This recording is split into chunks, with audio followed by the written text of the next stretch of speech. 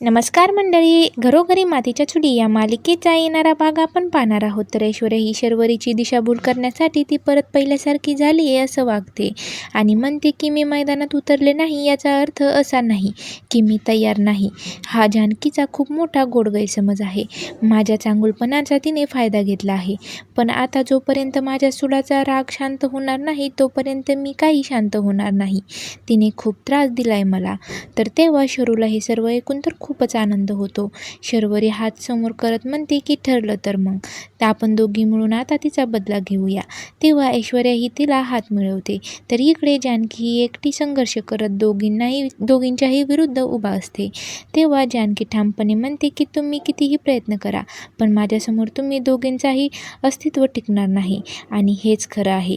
तुम्ही कितीही मोठ्या डावावर माझ्या विरुद्ध रचला, पण ते मी पूर्ण कधी होऊ देणार नाही. तर आता समोर येणाऱ्या भागात काय पाहायला मिळणार हे पाहणं खूपच रंजक ठरणार आहे. अशाच मालिकेचे नवनवीन व्हिडिओ पाहण्यासाठी चॅनलला लाईक, शेअर आणि सबस्क्राईब नक्की करा.